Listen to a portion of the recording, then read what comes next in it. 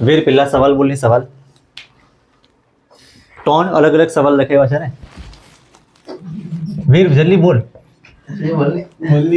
અરે વીર બોલ ની તારો અવાજ મસ્ત ને એટલે આ સવાલ બી એક બી છે ને તારો અવાજ બી મસ્ત છે એટલે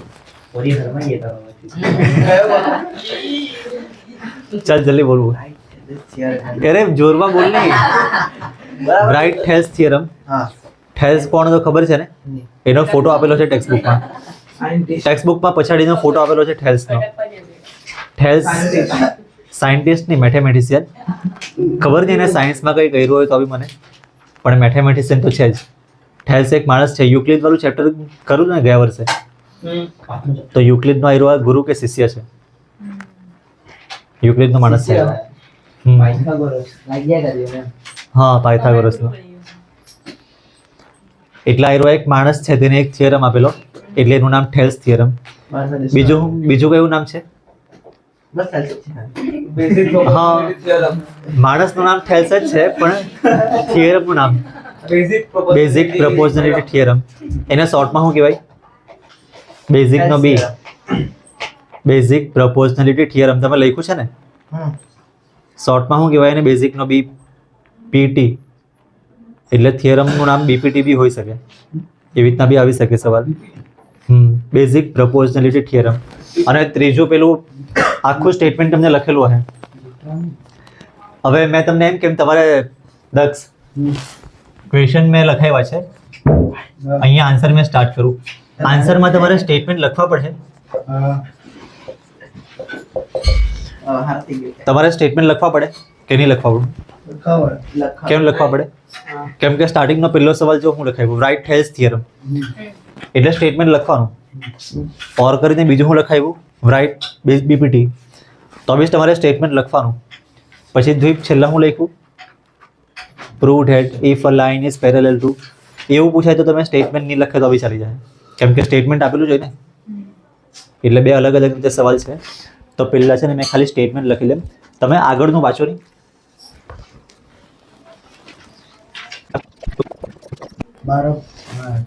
જો આ તમારે યાદ રાખવા પડશે કેવી રીતે યાદ રાખવાનું આપણે જરાક પછી કરું હમણાં ખાલી તમે આનો મતલબ સમજી લો if a line is drawn parallel to one side of triangle એટલે દક્ષ એક ટ્રાયંગલ ડ્રો કરવાનો છે એનું નામ એબીસી છે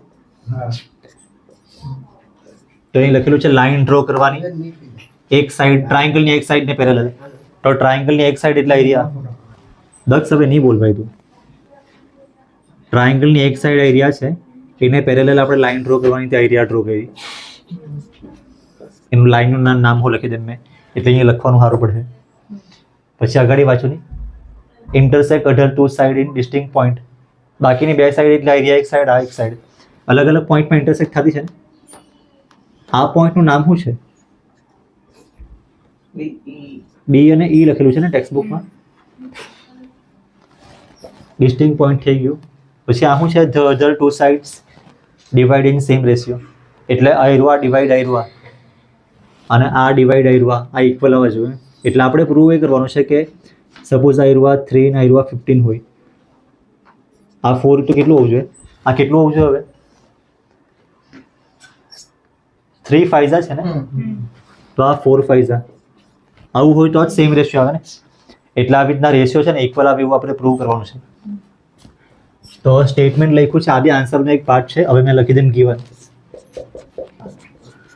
ગિવનમાં છે ને એરિયા ફિગરમાં જે ડ્રો કર્યું એ લખવાનું છે નંબર મેં કાઢી નાખું નંબર ખાલી તમને સમજાવવા સારું લખેલા હતા કે રેશિયો એ હાને કહેવાય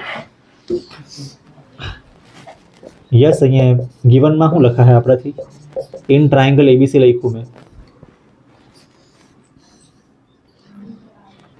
in triangle ABC L parallel to BC એવું લખી દે લાઇન એલ એરિયા છે ને અને બીસી એરિયા છે પેરેલલ છે ને તો એ જ વસ્તુ લખ્યું છે એલ પેરેલલનો સિમ્બોલ છે એરવા અને બીસી પછી બીજું લાઇન એલ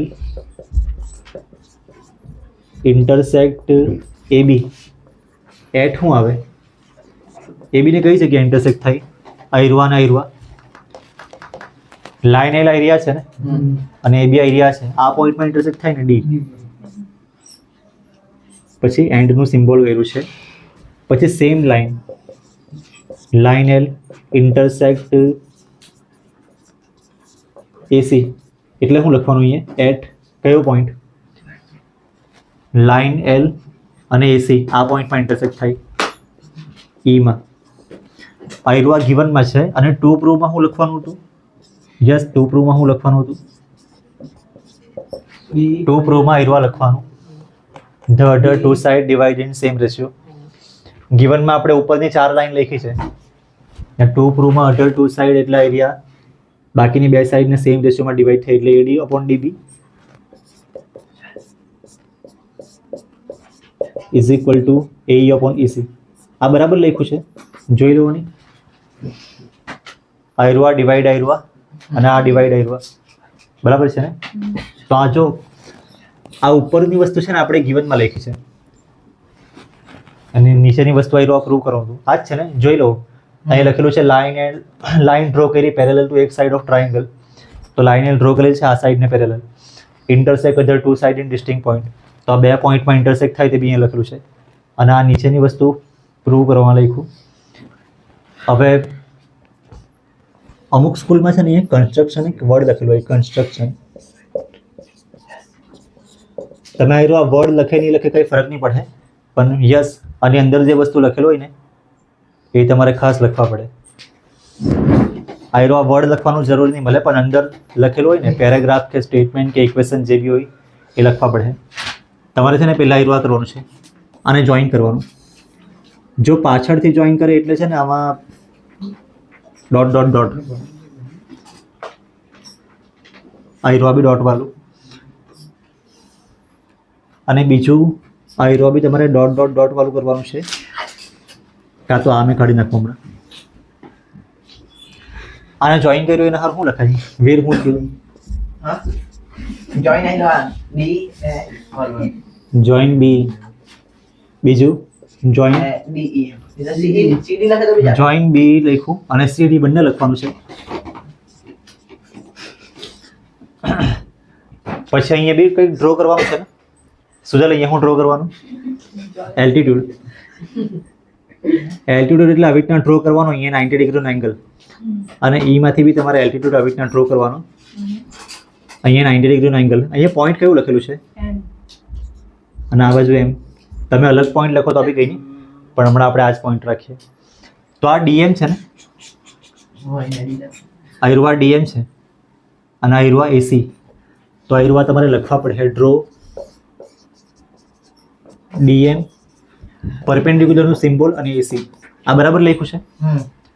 ડીએમ પરપેન્ડિક્યુલર એસી બરાબર છે ને? આયરવા ડીએમ ને આયરવા એસી.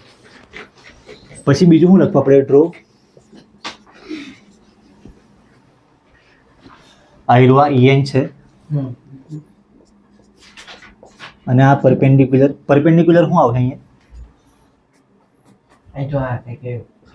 એબી. દક્ષ અહીંયા પ્રૂફમાં સ્ટાર્ટિંગમાં પહેલી વસ્તુ શું લખવાનું હોય? બધું ડ્રો થઈ ગયું, જોઈન બી થઈ ગયું છે.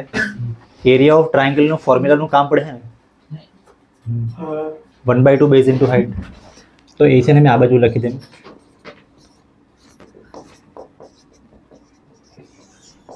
Area of triangle 1/2 base into height. પછી એ ફોર્મ્યુલા છે ને આપણે 4 અલગ અલગ ટ્રાયંગલમાં એપ્લાય કરવું. આ સાઈડ 4 અલગ અલગ ટ્રાયંગલ. તેમાંથી એક વસ્તુ મેં અહીંયા લખું, એરિયા ઓફ એડી. આમાં એડી ટ્રાયંગલ કઈ જગ્યા છે?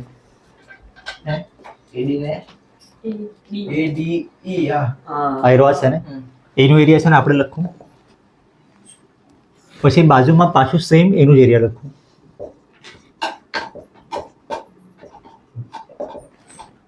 બંને સેમ જ ટ્રાયંગલ છે ને? જો આ લેફ્ટ સાઈડ ને રાઈટ સાઈડ મેં આવી રીતના બતાવી દઉં.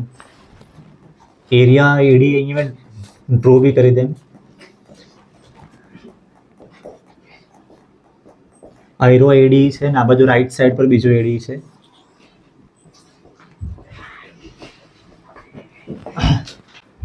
જો આ સાઈડ એડી તમે ડ્રો કરે ને તો મેં બેઝ આયરવા યુઝ કર્યા. આ એડી અને હાઈટ આયરિયા. અહીંયા પોઈન્ટ કયું છે? Point N. તો કેવી રીતના લખવા બાજુ 1/2 લખ્યું. બેઝ કયું છે? આયરવા એડી અને હાઈટ EN. આયરવા લખ્યું, ખબર પડી છે ને? આયરવા બેઝ અને આયરિયા હાઈટ. હવે લેફ્ટ સાઈડ હતું ને લેફ્ટ સાઈડનું કર્યું. જો આપણે રાઈટ સાઈડ લખીએ ને તો આ બાજુ મેં રાઈટ સાઈડનું યુઝ કરું. આયરવા બેઝ અને આયરિયા હાઈટ. આ બેઝ એટલે આનું નામ 1/2. બેઝ એટલે આયરવા ડી છે ને, અને હાઈટનું નામ શું છે? આ બાજુ પોઈન્ટ કયું છે? અહીં લખેલું છે પોઈન્ટ. એમ જ છે ને, જોઈ લો. DM. તો 1/2 બેઝ લખ્યું આયરવા, સોરી 1/2 બેઝ એ છે અને હાઈટ DM. બરાબર છે આયરવા? આમાં બે રીતે એરિયા લખેલું છે ને આ બાજુ.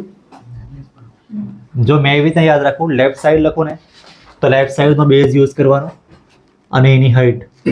રાઈટ સાઈડ લખે તો રાઈટ સાઈડનો બેઝ યુઝ કરવાનો અને એની હાઈટ. બંને ટ્રાયંગલ સેમ જ છે ને. હવે પાછું મેં અહીંયા લખું, એરિયા ઓફ લેફ્ટ સાઈડનું પોઈન્ટ યુઝ કરવું આયરવા B. રાઈટ સાઈડ લખે તો રાઈટ સાઈડનું પોઈન્ટ યુઝ કરાય આયરવા C. તો આનાથી કયું ટ્રાયંગલ મને? B થી BDE. જો આ DE ને DE તો સેમ જ છે ને. ઉપર લખો ત્યારે ઉપરનો પોઈન્ટ યુઝ કર્યો, નીચે લખો ત્યારે નીચેનો પોઈન્ટ યુઝ કરો. અને આ બાજુ મેં લખા એરિયા ઓફ CDE. આમાં બી જો આયરવા D અને DE સેમ જ છે. અને આ બાજુ ઉપર લખો તો ઉપરનો A યુઝ કર્યો છે, પછી નીચે C છે તો આ બાજુ નીચે C યુઝ કર્યો. અને આ લેફ્ટ સાઈડ પર લેફ્ટ સાઈડનો પોઈન્ટ છે ને, રાઈટ સાઈડ પર રાઈટ સાઈડનો પોઈન્ટ છે. તો થોડુંક યાદ રાખવાનું તમને સારું પડે. બનાવે તો તમને ખબર પડે. આ ફિગર રફ છે, આ બી રફ છે. મેં BD ટ્રાયંગલ અહીંયા જરાક ડ્રો કરી દે.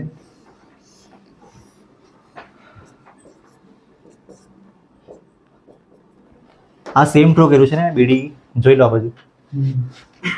બેઝ આપણે લેફ્ટ સાઈડ પર આયરવા લેફ્ટ સાઈડનો યુઝ કરવું. અને હાઈટ કઈ છે? આ હાઈટ નહીં લેવાય, આ તો ક્રોસમાં છે. હાઈટ એટલે આયરવા 90 ડિગ્રીનો એંગલ બહાર બનતો છે. જો અહીંયા પોઈન્ટ કયો છે? N છે ને. હા ને, ભલે હાઈટ બહાર ગઈ પણ આવી રીતે જ આવશે. એટલે આયરવા DB, બેઝ આયરવા અને હાઈટ આયરિયા. તો 1/2 બેઝ અને હાઈટ. બેઝ આયરવા છે, હાઈટ આયરિયા છે. પછી CDE પર મેં આયરવા CD આ બાજુ ડ્રો કરી દે. જોઈ લો, આ બરાબર છે. C આયરવા, D આયરવા અને E આયરવા ડ્રો બરાબર કર્યો છે ને. રાઈટ સાઈડ લખે ને ત્યારે તમારે રાઈટ સાઈડનો આયરવા રાઈટ સાઈડનો બેઝ યુઝ કરવાનો અને હાઈટ આયરિયા બહાર જાય. આ બાજુ પોઈન્ટ M છે ને. તો આયરવા બેઝ આયરવા છે ને હાઈટ આયરિયા છે. તો 1/2 બેઝ કયું છે? EC અને હાઈટ આયરવા DM.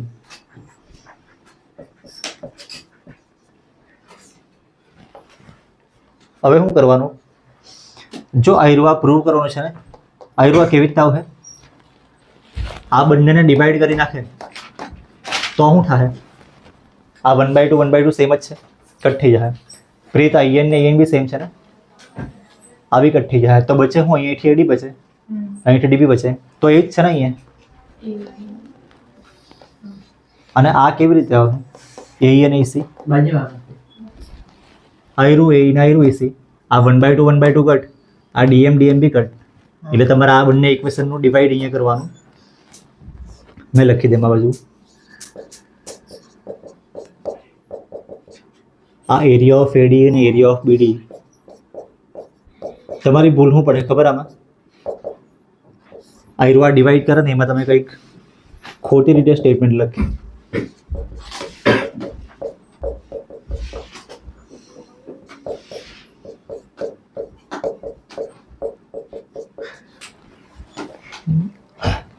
યસ આયરો આ ડિવાઈડ વાળું લખ્યું બરાબર છે. આ ઇક્વેશન ના ઇક્વેશન ડિવાઈડ કર્યું છે.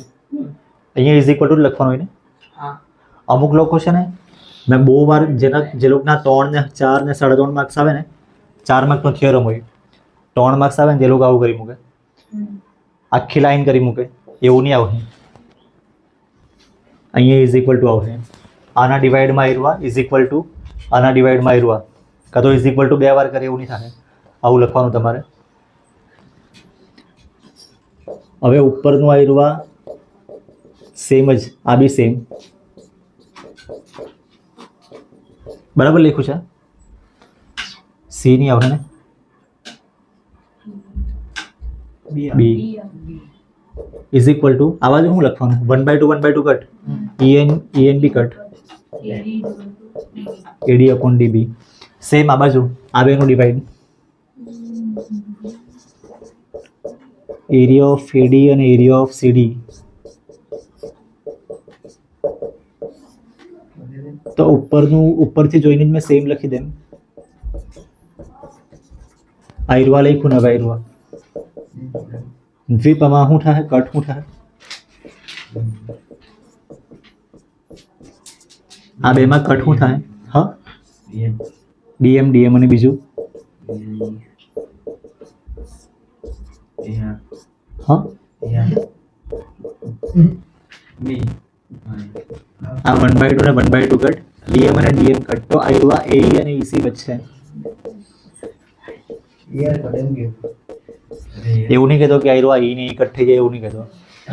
આ A થી E ની લેન્થ છે આ E થી C ની લેન્થ છે એટલે આ સાઈડ ને આ સાઈડ વચ્ચે યાર કટ કરા યાર નહીં યાર કટ નહીં થાય એ તો એરિયા છે એરિયા વર્ડ છે હીરો એ કટ કરા કે નહીં એવું નહીં મળે.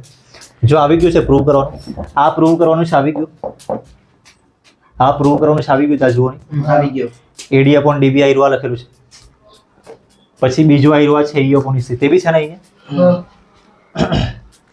પણ આ બંને ઇક્વલ છે ને અહીંયા તો ઇક્વલ આવ્યું હતા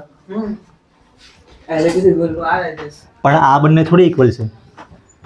આયરવા અને આયરવા ઇક્વલ છે હું રાઈટ સાઈડ ઇક્વલ છે પણ લેફ્ટ સાઈડ ઉપરનો ટ્રાયેંગલ ઇક્વલ જ છે ને ખાલી બી લખી અને નીચેનો ટ્રાયેંગલ આ B અને C એ અલગ અલગ છે ને તો એકચ્યુઅલી છે ને એરો એ સેમ જ છે બસ તમારે ખાલી સેમ કેવી રીતના એ તમારે સમજવા પડશે. આ એરિયા ઓફ BD અને એરિયા ઓફ CD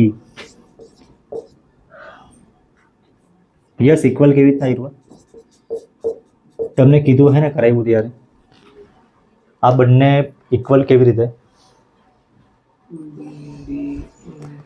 જો મેઇન વસ્તુ શું છે ખબર આ બંને ઇક્વલ કેવી રીતે ને એ તમને ગયા વર્ષે 9th માં હતું સિલેબસની બહાર સિલેબસમાં હતું પહેલાં બહુ વર્ષો પહેલાં પણ પછી કટ થઈ ગયેલું તો બી મેં અહીંયા છે ને થોડુંક રીઝન લખાવી લેમ ના CPCD નહીં મળે. આ બંને ઇક્વલ છે એનું રીઝન આ બંને ટ્રાયેંગલ કેવી રીતે છે આવી રીતે છે ને જો BD ટ્રાયેંગલ કેવી રીતે છે મેં ડ્રો કર્યું જરાક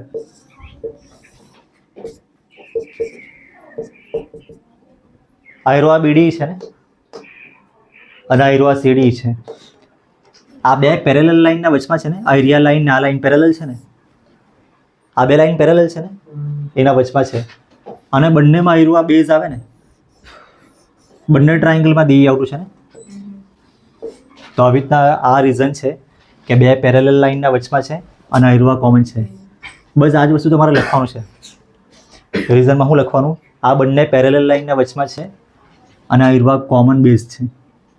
હવે આયરવા જરાક અહીંયા મેં ખાલી ડ્રો કર્યું તમને સમજાવવા સારું અહીંયા બી ફિગર ડ્રો કરેલું જ છે તો લખવાનું કેવી રીતે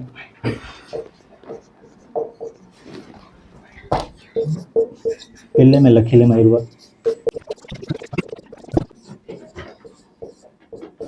લખ્યું છે વાંચી લેવાની